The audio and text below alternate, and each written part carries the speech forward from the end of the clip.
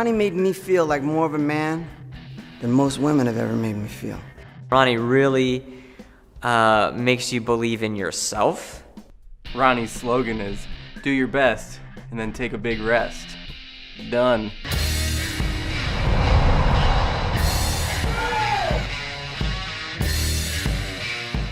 By taking our, what are considered mundane activities in modern society, unlocking your car, or maybe that last shave stroke that you might need, or a tough one, opening those bag of chips just right so that you don't over-accentuate any muscles, nor do you break the bag and lose valuable carbs all over the floor. My girlfriend said she wasn't turned on to me anymore. She said I wasn't warm and cuddly enough. And then she left me for a comic book writer. Donut up. Now control drop into your face. I used to go about my day spending tens, even hundreds of calories doing just regular daily activities like lying down, brushing my teeth, reading a book. Now with the Slob 90X program, I can do these things in a lazy, almost catatonic way.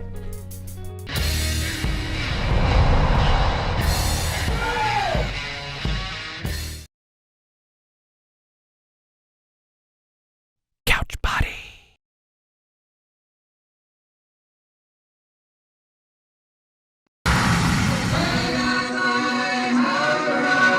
I'm gonna get myself a modem. I'm gonna get myself a modem. I'm gonna get myself a modem. I'm gonna get myself a modem. I'm gonna get myself a modem. I'm gonna get myself a modem. All right, we're here again. We're doing it again with the jumpers. Chuck Goldsmith sent this in. We're still trying to figure it out, what these people are doing. I have no idea. I do know Howard Aronin is here. He's doing some Slob 98. Is that like Windows 98? I don't know. Hey, Kamala. I saw our guest, Adam Lieblein, chat a little bit, so he might be coming in and out. Today, our guest is Adam Lieblein. He's a veteran commercial casting and I blew it already. Commercial agent and also a talent agent. He had Acme Talent for years. Very established thing that he sold off in 2007. We're going to hear more about his life, what it is to be a commercial casting director, how you get commercials, what kind of advantages we can have. We have him captured here on recorded hard drive. I don't know. They used to say taping. We pre-taped this thing, but nobody knows what tape means anymore. Let's get into this thing and let's breathe. Apparently, this is called kangaroo hopping, according to Chuck. I don't know if I believe him. Seems like a weird thing. Okay, now it's time to breathe. Chuck is here. Chuck's pretty happy about that kangaroo hopping, I think. All right, so we're going to breathe, and then we're going to get into this interview. And I'm going to stop yelling in through the nose, out through the toes. Hold it. It kind of pumps you up, that kangaroo hopping. Let it go. For those of you who have never seen the show before, this is Interview Friday of Lunch Therapy. Lunch Therapy runs Tuesdays and Fridays. Fridays we tend to do Interview Friday. Today we have Adam Lieblein. We pre-tape because he's freaking busy trying to get everybody jobs. Because that's what he does, submitting actors for commercials. As he watches this, I'm sure you'll be good. So really some great information in this interview, and just chat as you go along. And if Adam happens to be, there, he can probably answer questions, because I know people have a lot of questions about casting commercials and what it's like to be an agent. And also, the crazy thing is Adam, I don't want to give away the punchline here, but he's also a part-time stand-up comedian. So he really knows comedy, and he knows what it's like. Here's Vernus Clear, amazing set coach, some of the greatest actors who have ever lived. I see the Cult of the Hummingbird has a presence here. All right, let's get into this. This is my interview with Adam Lieblein, who happens to also be my agent and also Howard Aronon's agent. So that's super cool. Here we go, Interview Friday. This is Adam Lieblein. Full disclosure, this is my commercial agent, and I'm really happy to have you here. Welcome to Lunch Therapy. Happy Friday, apparently. Yes, happy Friday. On Fridays, we do interviews. It's called Interview Friday, and we're really lucky to have you here. I think you are our second agent. We had Rick. No, you're our first agent. We had Rick Pagano on, but he was a casting director. Casting director, yeah. Don't make that mistake. Yeah. So and we certainly helped don't make the mistake of calling any one of us a casting agent. There is no such thing as a casting agent. But you would never have made that mistake. So. No, of course not. Do people say that? Let's start with that for a second, because there are some people out there, they don't know the difference between a manager, an agent, a commercial agent. What are the differences? Oh my gosh. For the past 28 years, I've been teaching at UCLA, and this is one of the first questions people ask. What is the difference between an agent and a manager? Who needs them? What do they do? What are they legally allowed to do? What shouldn't one of them or others of them do? An agent is basically an employment agent. They're licensed, they're bonded, they get job opportunities, job interviews. They solicit work on behalf of actors, and they negotiate that work. They're licensed to do it. Managers are not licensed to do it. They're not legally allowed in California and New York, where their licensing laws in effect. They're not allowed to do it, but they do. But legally, agents get you the auditions and negotiate them. Managers assist in giving you career guidance. Agents take 10% of union stuff, 20% of non-union stuff. Managers usually just take 15% of everything. There's a lot more differences, but like when you asked about commercial versus theatrical, you can have a commercial agent that just handles your auditions and negotiations for being on TV and streaming commercials, any kind of advertising. And then another agent that deals with television and film, and even another agent that does just voiceover, or another agent that does just print modeling, another agent that does legit theater, stage work in New York or musical theater or Civic Light Opera or around the country. You can have many agents. They're just there to get you the most opportunities. And the reason why there's so many different niches is because it's a big industry and one agent really can't do it all. So they specialize. And, I've been doing that for years. It seems like, so actors lately, it seems like we have to diversify a little bit more. Like a lot of times we're expected to write. A lot of us are doing stand-up comedy. How do you handle that when you're specifying and they're diversifying? No, it's fine. We, as agents, no matter what category we represent actors in, we love it when they're well-rounded. They broaden their they're not just, they don't just have this tiny little section of the industry where they do their thing. Actors always want to be moving forward, so we always encourage them, create your own content, have your own channel like you do, get yourself out there, do stand-up comedy is one of those things that actors can do, and they can control it. They don't have to join a theater company or audition for a play and get into a play. They don't have to get into an improv group and rely on other personalities to have a good show or a bad show. You can get up, you can get stage time in LA, whether it's open mic or you get booked in the clubs, or you do the independent shows that are bar shows around town and the private shows. You can get on stage, and then it's all you for 5, 6, 7, 10 minutes or however many minutes that you can book. And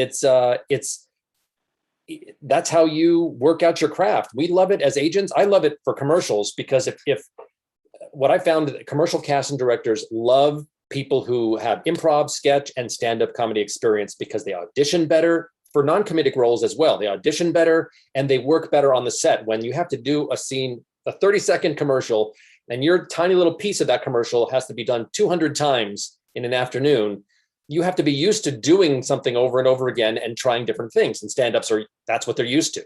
So I get more callbacks from my clients. I get, the casting directors pay attention to me when I pitch, because I don't just have people, they have a bachelor's in acting. Yeah. No, I don't pitch that way. I say, oh my God, I saw them at Flappers. I saw them at Comedy Chateau, or I saw them at the Improv or Comedy Store or the Laugh Factory or HaHa or whatever, these other places in LA.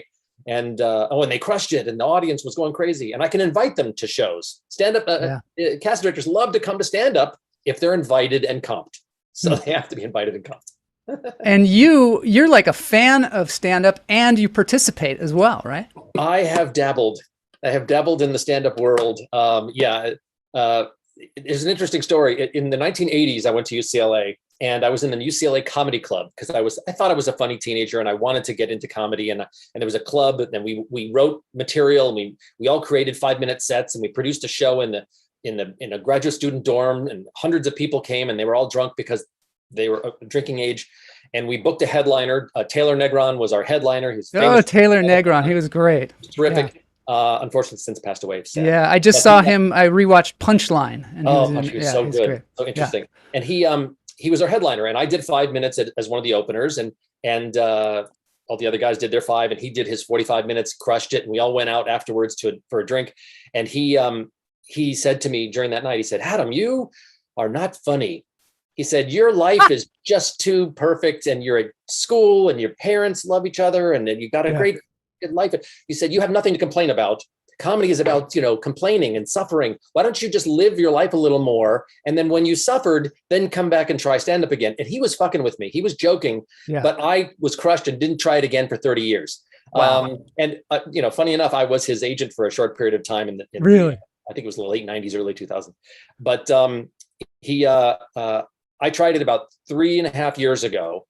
Yeah. Flappers has the Flappers University, and one of my friends said, "Just take the level 1 class, just see if you like it." And I took it, and I was enjoying the class. And then I didn't realize that at the end of the class, you're in a show. You have to, invite people, and there's a big show.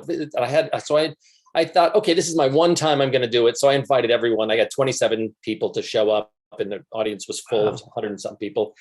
And I didn't suck.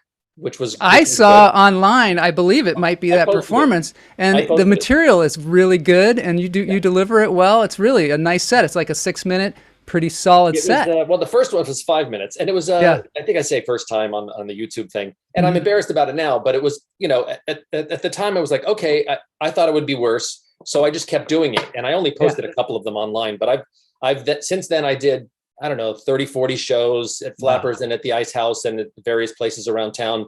But I stopped during the pandemic. I didn't do the Zoom shows like my friends and the other stand-ups were doing because I don't have aspirations in comedy.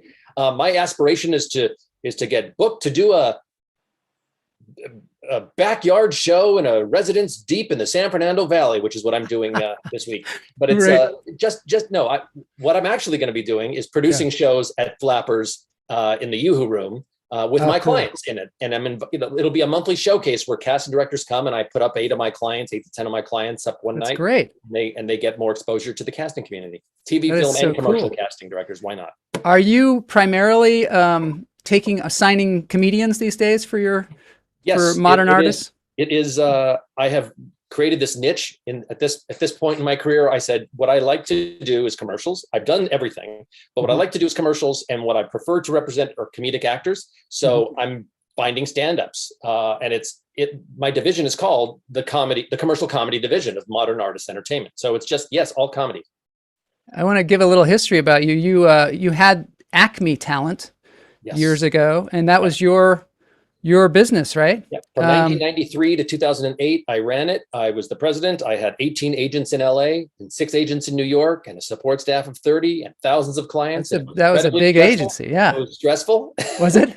Yes. And it was, it was just supposed to be me and my first wife in a small little room handling people that we enjoyed to work with, but it just kept growing. In 93, there was a huge growth spurt in the entertainment industry back then, and we just rode the wave, and it was exciting and lucrative. And then, if you remember, in 2008, for those of you who are old enough to remember, there was a recession, recession, and I had a choice of downsizing or just stepping out of the agency business for a while. And I was offered a big agency offered to buy one of my divisions, and I thought, okay, if I sell that one division, I can't survive with the rest. So why don't I sell everything? So I sold 7 divisions to 4 different agencies and stepped away for what I thought was going to be a long time. And I was recruited right away by a software company, Casting Networks, LA Casting. That is what is super fascinating. I do want to ask you one thing, because people always ask us about Acme, that name. Yeah. What made you name it Acme? Was it Warner Brothers? Was it the comedy troupe that was in town? What was it?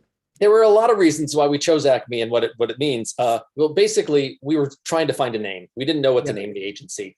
We thought, if we call our agency with something that starts with the letter A, we'll be first for a lot of different things back then. It did, you know, the Like casting phone directors books. casting directors would pull, would make their selections and then make lists and then start calling the agencies to give the appointments out alphabetically. And so we would get the first calls and we can pitch more people in before they got to the W's, like writers and artists. And they would call and they would, oh no, we're full. You can't pitch any new people. Anyway, but so the letter A, we got in our heads, and it actually has one of its definitions as the representation of perfection. And so that little piece of definition, is like, okay, it has the word representation in there and perfection and the peak, the pinnacle. Okay, let's just do that. But people kept thinking it was an anagram, you know, ACME stood for something. But I said, there's no periods in there. It didn't stand for anything. But one of our clients suggested what it should stand for and made us a picture with a thing. Yeah. All clients must earn. So that was the internal joke. But no, it didn't mean anything. We were just trying to come up with a campy name because we didn't want to be sounding stodgy like law firm names or call it after the Lieblein and Lieblein agency. We didn't want that because what happened if it failed? We didn't want our names, personal names, to be associated with that. That's good. Yeah. You're very practical. You're very practical, it seems. And that's one of the things that's really interesting about you too, that you understand how the website works for casting networks and for breakdown services. Tell us a little bit about that, because it's super valuable to have that kind of knowledge. The whole casting process, it goes back to, before 1970, it was a completely relationship-driven business. It was all, an agent would have to drive to the studio lot or a network lot and go to the casting office of the lot, check out a script, sit there, read it, write their own breakdown for that script. Leave the script there because it was intellectual property. You couldn't take it back with you. Go to your office, figure out a submission, make phone calls, send messengers over. But in 1971, there was a service, breakdown service, long story about how they started. But Gary Marsh was one of those guys who was working at an agency that his parents owned. And he would be doing coverage, doing the breakdowns for scripts. He created a business where he would accumulate the scripts from all the sources, write the breakdowns, get them approved, and then distribute them to every subscribed agency to distribute the information. So the agencies all had the same information right on time and could start submitting that way. But in the early 2000s, when the internet became fast enough to do that job, there's a lot of software companies that started to vie for that business, and Breakdown Services, which was the initial, the one company that was doing it, like the only game in town, the kind of monopoly. They kept the TV and film business, and LA Casting kind of got a stranglehold on the commercial business. And to this date, that's kind of how LA is split up. Although nationally and internationally, there's many companies that do that business. But it transformed the nature of the talent agency world and representation. It allowed more actors to be represented. It allowed more casting directors to do more jobs and to see more people. And it's still evolving. But basically, most actors know you put your profile on there, a digital portfolio of your pictures, resume, skills, video clips, and all that stuff. You put that on the websites, casting networks, Actors Access, and some others that you may need to use once you have an agent. And then you can self-submit on projects that are released just to actors that you used to have to buy an issue of Dramalog or Backstage West or something. It's gotten so much easier. Now it's gotten easier. And now your agent, once you find an agent, they take that profile, they put it in their roster, and they get different jobs released to them by casting directors. Casting directors use that platform. They have their own interface. They use that platform and they release the information to agents and managers. And agents and managers make submissions. Instantly, they can review thousands of submissions per role. They can review them and set up a session. And then with one click of a button, boop, send out a schedule and then start getting confirmations back almost immediately. And now, since the pandemic, self-tapes and Zoom-style auditions have become overwhelmingly the norm. And that's how technology is caught up. Boom, now I can represent people that are not within driving distance of Los Angeles for a same-day interview. They can do self-tapes, they can do a Zoom callback, and if booked, they can fly to LA or drive, long distance to LA if they need to. I booked a guy on a commercial just a couple of weeks ago. He lives in Texas. Whoa, yeah. They didn't even know where he was from. Yeah. And it's also, I think it's better for actors too, because we used to have to drive all over LA. And so, if you need to go to Santa Monica for a commercial audition, it takes you like half the day. you know, if you're living in Hollywood. And so I think it's kind of great. I used to have clients that left me because said I can't do this anymore because I was getting them a couple of auditions a day, 2 or 3 a day in commercials, and they had to drive to the Valley, to Culver City, to Santa Monica, and it took them away from their other real life, whatever job that they would have. And it's hard to do. Now with self-tapes, you can literally have a full-time job, do your self-tape at night, send it in, and if you book something, okay, you can you take a day off, or if for commercials, it makes so much more sense than taking days off just for auditions, Yeah, and if you have a Zoom callback, you can tell your boss, I'm going to take a break. For this hour. And is that okay? You don't have to drive away. You can just go into your car. I used to have to sneak out of my work when I was younger. I'd actually sneak out and see if they, because if they wouldn't let me go. One time I came back and my boss was just like, I know that you left. And I was like, just please don't do that again. Don't do it. Well, that's why a lot of actors are waiters, because you can just change shifts. You know what I mean? Yeah. But you know how it goes. So has it made it harder on you though, too, because it's become much more of a 24-hour a day kind of thing, right? Rather than getting the submissions by courier or whatever, getting the breakdowns. It's easier. It's because of the cell phone. I can do everything from my phone, from a laptop, from an iPad. The website, Casting Networks recently released their newest upgrade, which is all mobile friendly. So last night, for instance, I was at Flappers. I was watching some shows in the Burbank Comedy Festival, kind of judging, helping them, filling out some evaluation forms. And the first show was at 5:00. It's still work day. I'm still working. I'm still submitting and forwarding auditions, but I'm in the back of the room on my cell phone doing it. And when I started my agency in '93, okay, there were cell phones, but there were these big brick-sized phones, totally. And they were not smart. No smartphones. No smartphones. Couldn't do any work unless more you were of a status symbol than anything. Yeah, I mean, I had AOL. I had oh my God, emails, but that was it. Yeah. Well, it's great though that you're computer savvy enough to use all the different tools, and then also that you're so tied in with the comedy world that you're actually participating, you're giving workshops. What is it about Flappers? Flappers seems to be really having a renaissance right now. Yeah, well, I think it's the culture that they've created over there. The culture of the other clubs that have been around a lot longer. I mean, Flappers has only been around 11 years, 12 years, something like that. Mm-hmm. But the Improv and the Comedy Store and the Laugh Factory, there's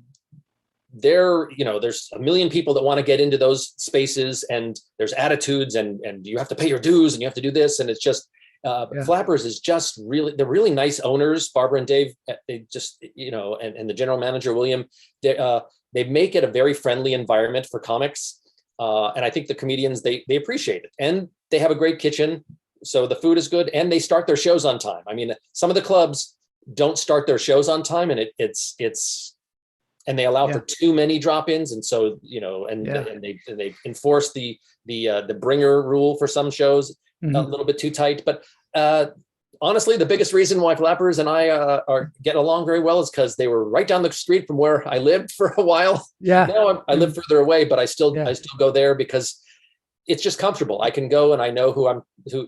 They have also kind of taken it upon themselves to help develop people's careers, I believe. I mean, they offer the classes, and they're very serious about it as if it's a university, kind of like the Magic Castle does that, where they have like a university, Well, they have FU, Flappers University, FU. They have a great logo. I love it. And then they also seem to give people stage time, which is the thing you need. Yeah, if you treat them nicely, they'll treat you nicely. If you go, you take their classes and you take it seriously. You go to the open mics. They'll book you on a show and a showcase show on a speakeasy showcase on Friday or Saturdays in the Yoo-Hoo Room.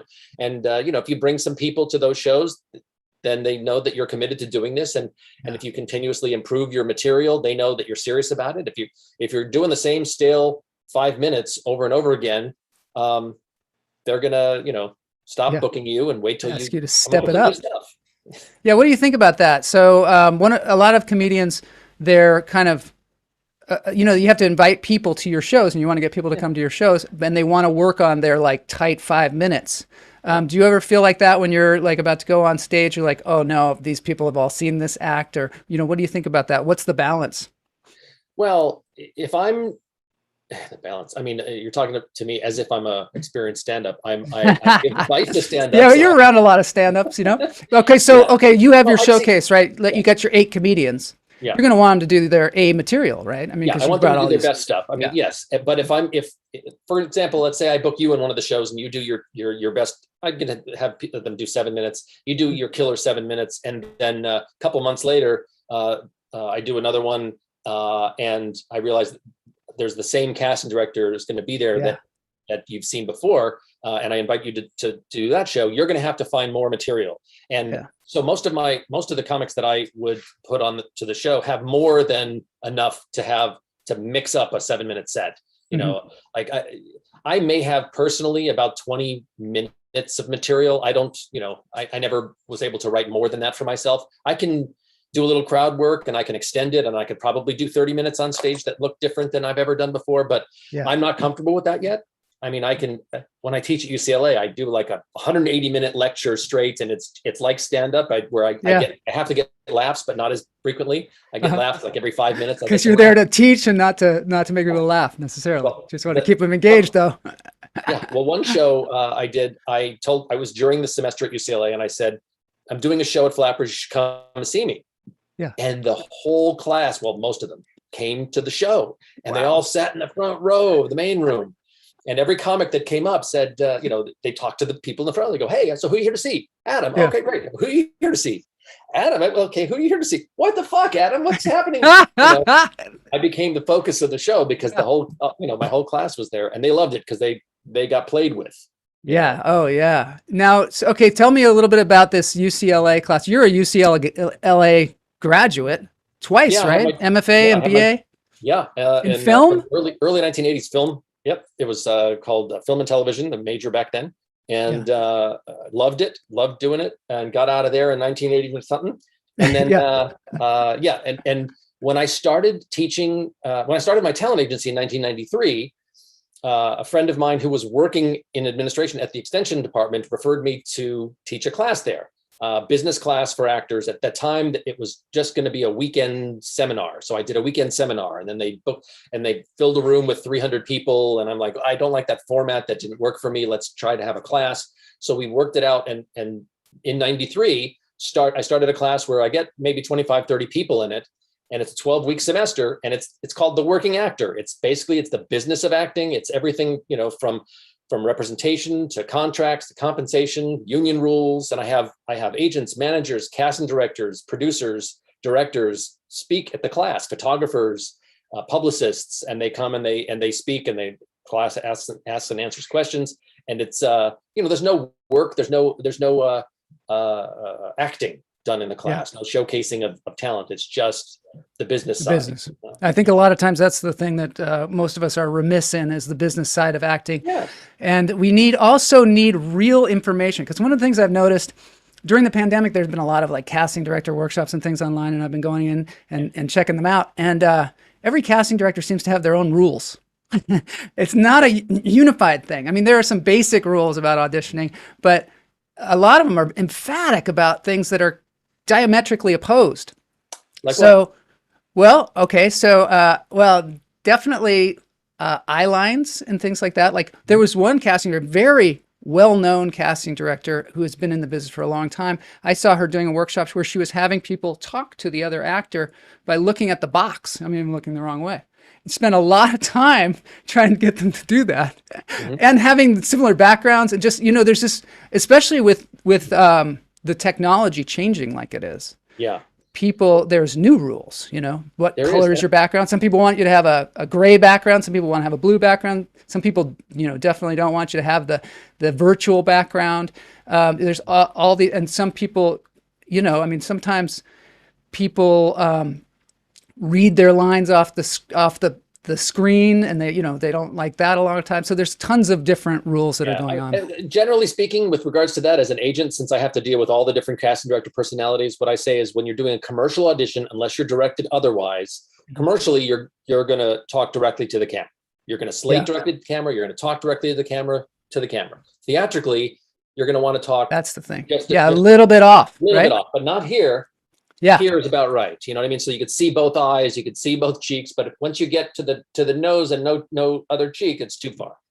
Too far. I mean, you could occasionally glance, but when you slate, sometimes, they'll want you to do a profile this way, a profile that way, a head to toe shot or whatever it is, just they can see. That's the other thing. You get so many directions from the casting director in, like the other day when you sent me out on something, I had instructions on the page on the casting networks thing, but then I went back and looked in the email, there was another instruction. I was like, oh shoot, you got to make sure that you see every single one of them. And every time it's a little different, like what you say in the slate, whether they want you to do, this thing and that kind of stuff. So you really have to pay attention. But a lot of it is like, can this actor take direction?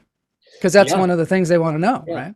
And for me, can that casting director communicate properly, or are they just so convoluted and stupid? If I have 4 clients going in for an audition, or 10 clients or whatever, and for the same casting director, and all of them call me and say, I don't understand these directions, then that casting director fucked up. It's not something that I can blame on the actors if they all ask that. Like, I don't understand. Do I do all the roles? Do I do them in English and in Spanish? How do I really need to do this thing? I'm like, okay, let me ask. And I call them up, and when I call the cast director and ask, usually that phone call or email is not the only one they're getting. And so they're already frustrated that they were unclear, and they send out a clarification email to everybody. So how difficult? The other day you sent out like a blast to everybody. I guess it was yesterday. You sent out a blast to all of your people through the casting networks thing. I was trying. So what are your difficulties with communicating with clients? How are you overcoming them? Well, one of the difficulties especially through these systems, you probably get multiple emails a day from the system suggesting that you submit yourself. Hey, look at these jobs that are fit for you. It's like my inbox is full of those. Yeah. And when I send out auditions or that blast, it's just another one of the emails that comes through the system. So you may miss it, right? Which is why for auditions, I will also follow it up with a personal email, which I attach some information about the audition so that it's a backup notification in case you missed the other one. Also, since they released the new version of the software, the connectivity is sometimes not right. Some profiles just get disconnected. I don't know what the heck happens software wise, but people I'm not getting my notices, and I stopped getting texts for messages, and I'm like, I don't know if texting is still a part of the new system since they released it. And there's so many different ways to communicate now. You're like, where did I talk to this person? Did I talk to them on Facebook Messenger? Did I talk to them in my text message? Did I get an email? What was it? You can't even remember. I tried to, I'll message through the system. I'll send a regular email. And since I have everyone's phone number, and I'm assuming it's a mobile smartphone that they have, almost everyone has one of those. So if you gave me a landline, oh my God. Pager. So I'll text, I'll say, just making sure you got the audition. And so if they go, oh, wait a minute, and they have to go search for the email they find. Okay, fine. Yeah. So if I don't hear back, if I send out an audition or a message and I don't hear instantly back from that person, when I say instantly, I'll give them 30 minutes to an hour. Maybe they're in a movie theater, maybe. Nowadays, no. So I will, and then I'll send a text at that point. It's that message blast I sent yesterday, only about 70% of my clients responded to that. So now I have to go back and look today. I was about to do my show. I think it was like 10 minutes before my show. And I was like, oh, geez, I better respond to this. I didn't ask for much. I said, send me an email, say I got it, and you did. So, but 30% of my clients didn't do that. So now I have to go back and find out which ones they were. What happened? Email them and say, did you get that message? Go back and look and whatever. And if they didn't get it, then their profile is not appropriately connected. And we have to figure out what happened. Do you think it's harder for actors now or easier to break into the business? I think it's easier to get a commercial agent, easier to break in that way. But it's still hard. It's never going to be easy. Never I think gonna be easy, so many actors out there, and there's a lot more roles than there used to be because there's more different forms of content, more different channels of content and streaming services and new media stuff. And but commercially, actors this is where everyone used to get their SAG card. They would book a union commercial as a non-union person. You get Taft-Hartley. The second time you do it, you're must join. You have to pay, and now you're a member. And then you start making a lot of money when you book union commercials. But that was when 95% of commercials were union. Now it's about 75% non-union.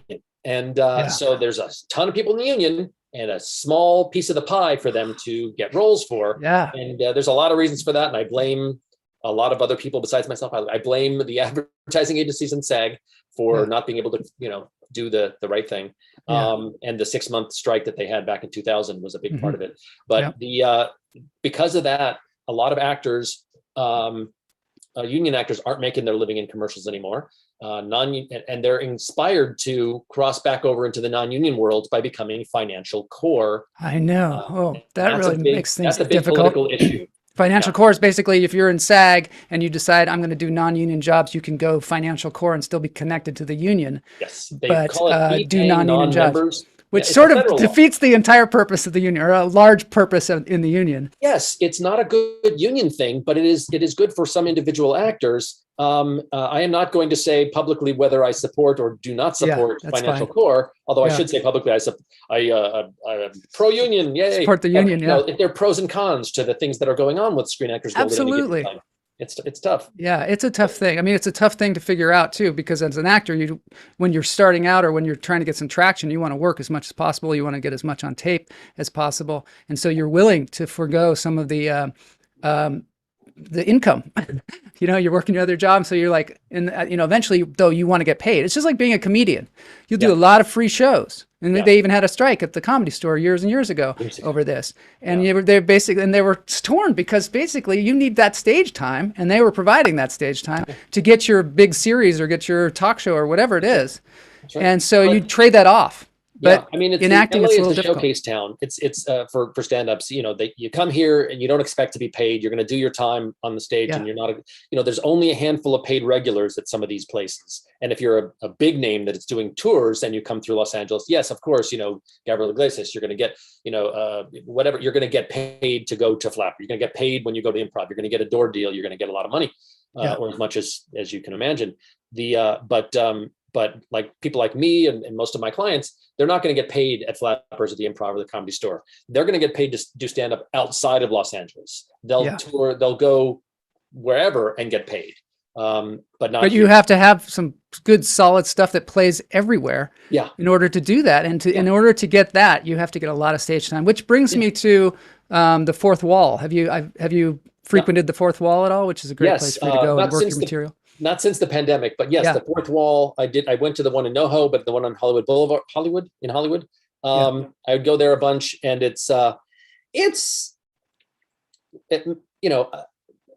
lot of comics go there.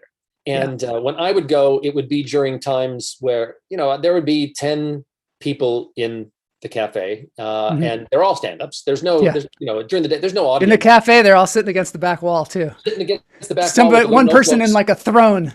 Yes, exactly. And a friend of mine, Callahan Welsh. Do you know Callahan? Oh yeah, of course. He would be there all the time. He just constantly. He's such an unusual person too, and he's also a Flappers trained. He would always say, "I trained at fuck you," or "F you." Yes, he's a very unique character. I helped him get a commercial agent before I got back into the agent business. I helped him get one, but he is going on a particular journey that is different from anybody else, and he is throwing all in on that thing. At least the last time I worked with him, Oh yeah, which is interesting. But he moved back to Hawaii, where he's from. He did. And so he still reaches out on social media and says weird things and puts weird captions with his trademark. He's a unique individual. He's like more in the Andy Kaufman kind of area than a lot of the comedians. He invited me to Fourth Wall a few times, and I'd go there, and I would do the first time I went, I said, I'm going to do my best 5 and see what happens. Yeah. And fucking crickets, nothing. I did my opening, my big one. And you expect laughs there? That is the best that joke has ever done, and I'm just, nothing, not even a titter for the improv, nothing. Yeah. I just that's paid. It's other comics that are in their heads and they're like, oh, this guy's too new. A lot of them are taking notes and stuff. So you have to just kind of understand that, and then also once you get to know the people there, you know that they're not hating on you. They're just looking at it more of in an observational way than to be entertained. And some of them have been there all day. Oh yeah, they were there. They eat there. They've been there. It's like, okay, I just did the last one. I'm going to do this one. I'm going to do the next one. And then when I would go to showcases as an agent and watch talent, I don't laugh or cry. I look serious and bored. Yeah. And it's not that I'm not enjoying it. I'm evaluating it. I'm thinking about it in terms of, oh, is this working? Is that working? Did they, like, and you're thinking technically like, oh, they're doing an act out, Yeah. or, oh, that's, there's the exactly. punchline there, that maybe that punchline could have been better. Like Yes. you're really thinking about the framework of it. Yeah. And so these other comics that are watching these open mics are they're doing the same thing in their heads. Yeah. They're evaluating, they're looking, they're thinking about their, Well, and some of them are jealous too. I don't think anyone was jealous of me, but there's some really good people up there, and I'm watching them, and I'm jealous of them. I mean, I go in the last week and a half, couple weeks, Burbank Comedy Festival. I saw 17 virtual shows the first week of the festival, and I've seen 3 shows a night during the physical festival in the main room, a 5 o'clock, a 7:30, and a 9:30. And there's a lot of comics up there. And of course, you get the drop. Jay Leno's there every Friday and Saturday. Yeah, that's the other thing. They're starting to get like Arsenio Hall and Jay Leno there. Arsenio came, yes. Yeah. But Arsenio came to a 9:30 show, and there's like 22 people in the audience. And he said, I came from my house. I have 24 people in my house. I came here. There's 22 people. He said, I like coming to the later show because there's less people to tell everyone else that they saw Arsenio bomb.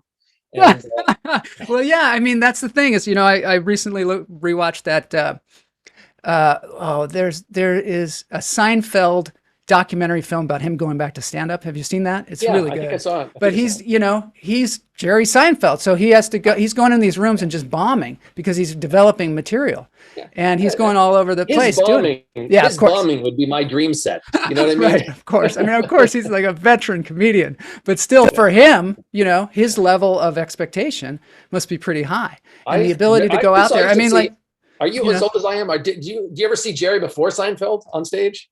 No, I never did, but I imagine he was probably pretty good, right? He was really good. And that's why he got his own show. I mean, I guess I was at the Comedy Store a few times when he came in and just took over the stage for a while. Yeah. But we were all like, oh, damn.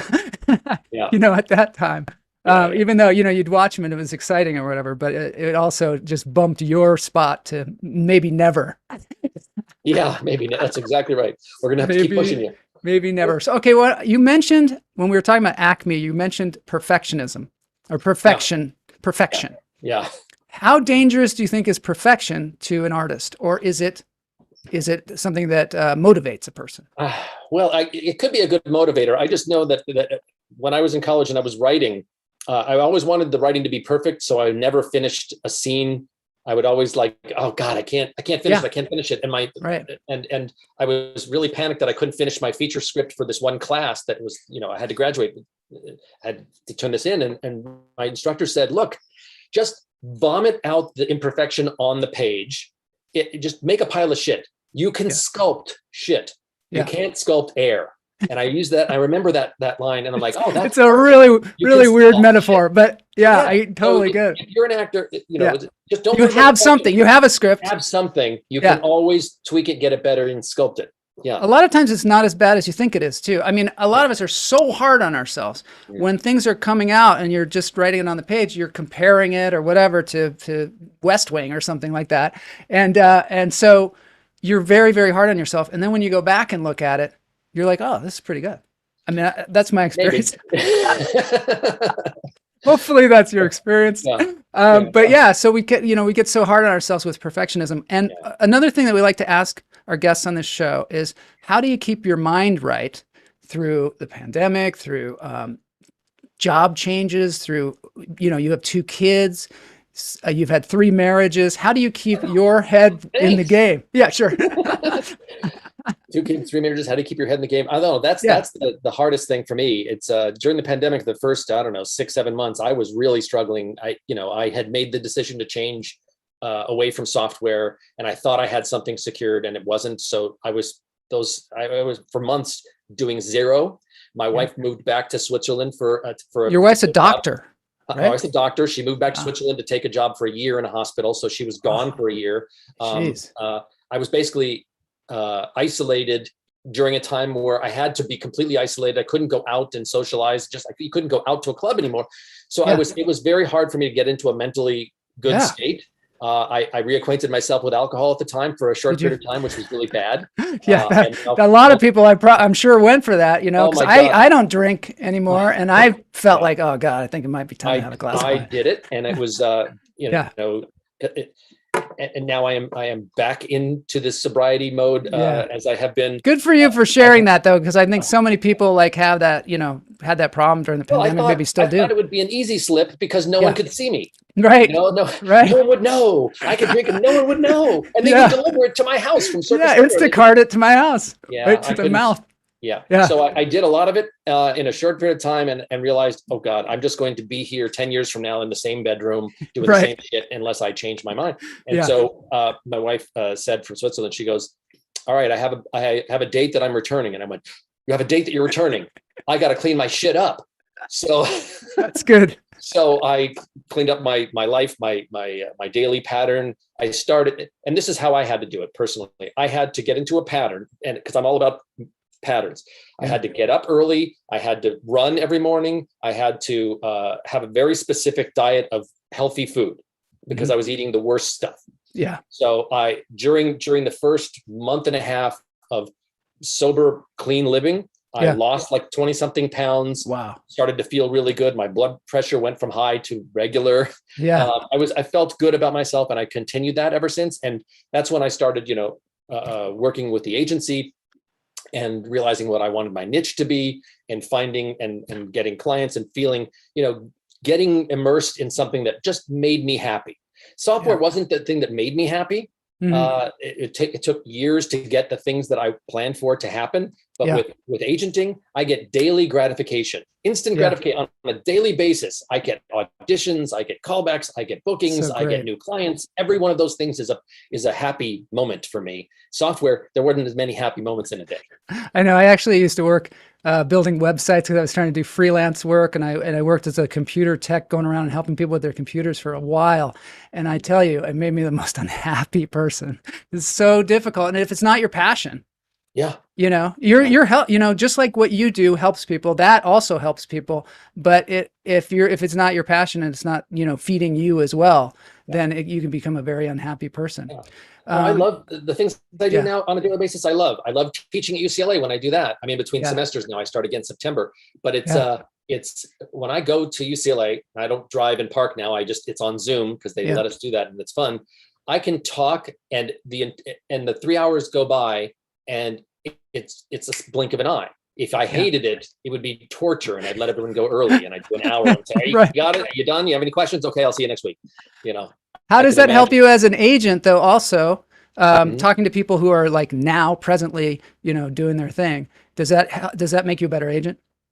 You mean to teach the class? Yeah.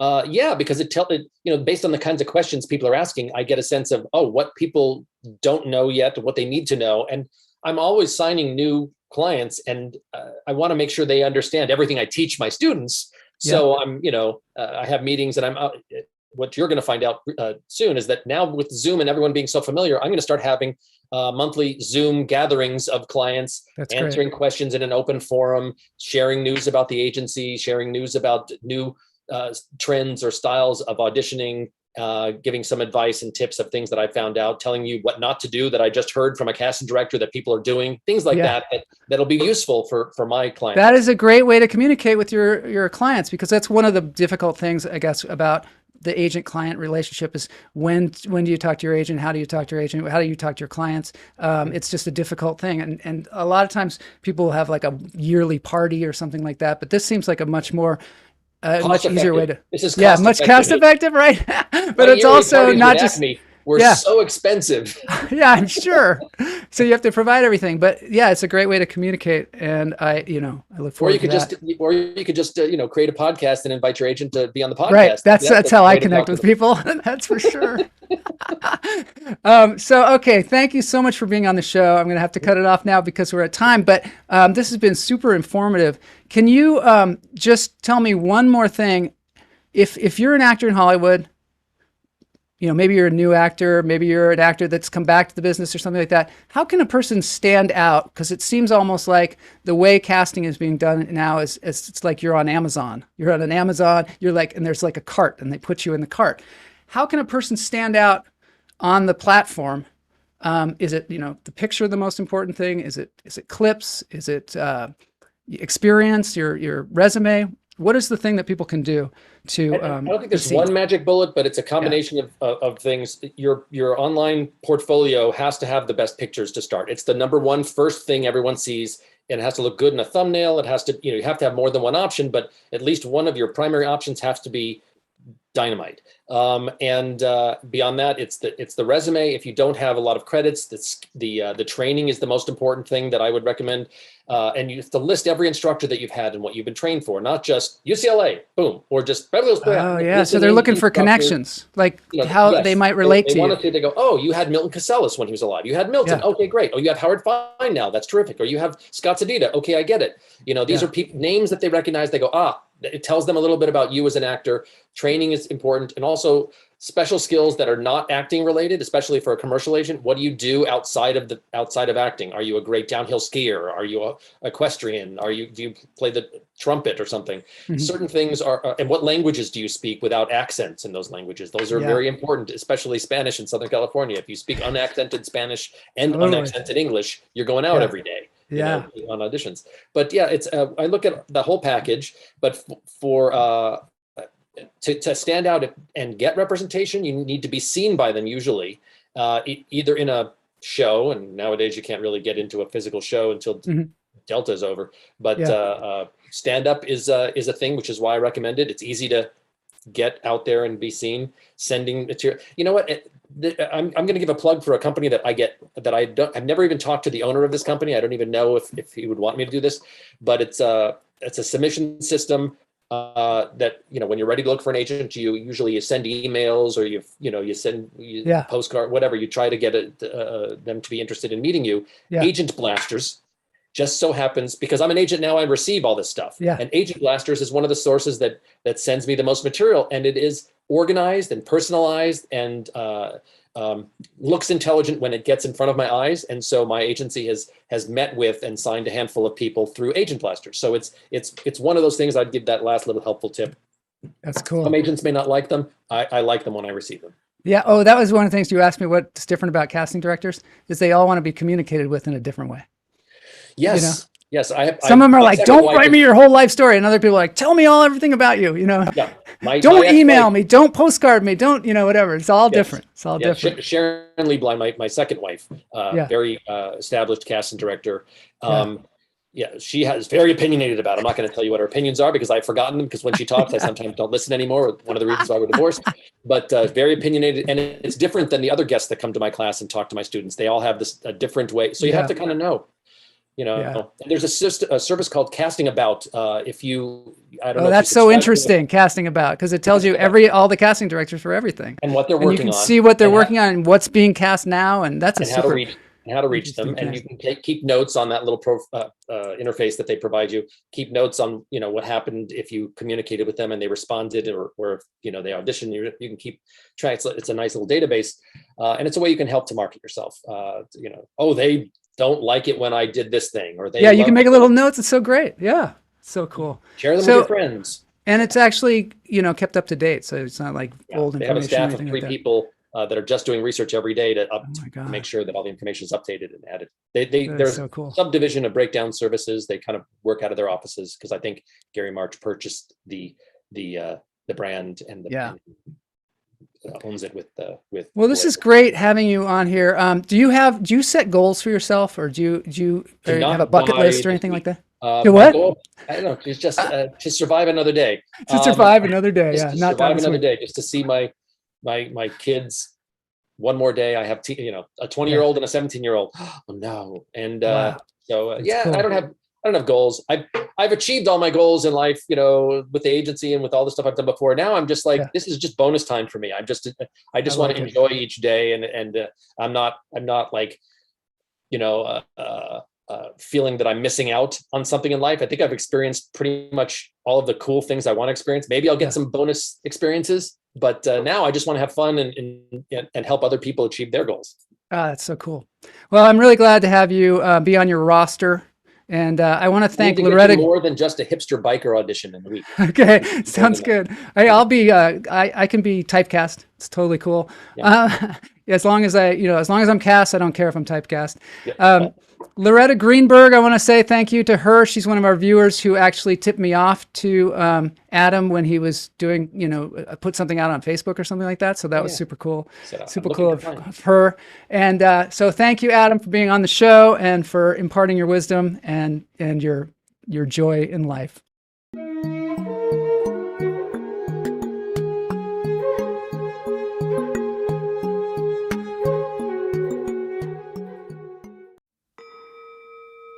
Biker. Yep. New category for Joel Marshall. Howard, of course, is a darling of comedy. Great attitude. Thanks, Loretta, once again. Thank you, everybody, for joining us. If you have anybody that's, interested in stand-up comedy, interested in doing commercials, we know where to go. Also, I'm going to put a link to the UCLA extension class that Adam teaches because it's extremely valuable to have that kind of guidance. Because usually, actors are just traditionally just sort of out there floating around like they're in a fish tank, bouncing around, getting advice from who knows where on the business. And you want to make sure that you get the right business advice. That's one of the things that I think is a takeaway from this is there's a ton of advice out there, but useful advice? I don't know. You got to find the right people. And I want to thank Callahan for jumping in and providing his brand of comedy too, because I'm a big fan. He's over there in Hawaii. If anybody goes to Hawaii, look him up. All right, so I'm going to move on to the dance break. Here we go. One of our favorites.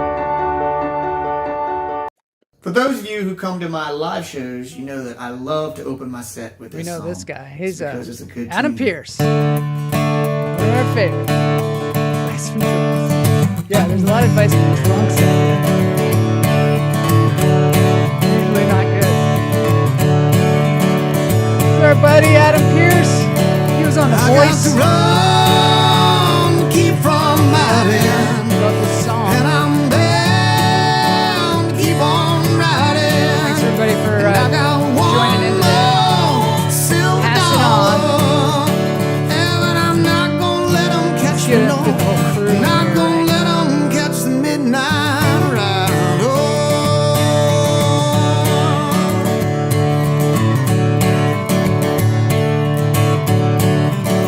I don't know. Two Adams for the price of one. The clothes I'm wearing, and the road goes on forever. And I've got one more silver dollar, but I'm not gonna let 'em catch me, no. I'm not gonna let 'em catch the midnight ride. Oh. Yeah, this guy is a great artist. Great song. So true. Solo action here in my face.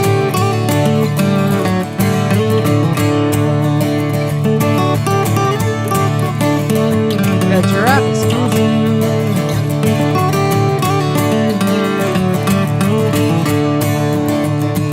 There's so many friends on the screen.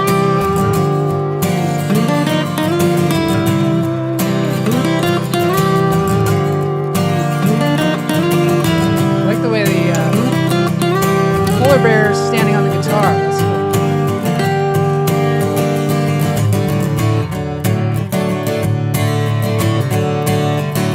Not gonna buy the point of caring. Someone bad I'll soon be sharing.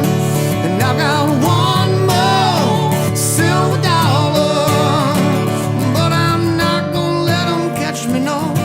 Not gonna let 'em catch the midnight ride. Oh,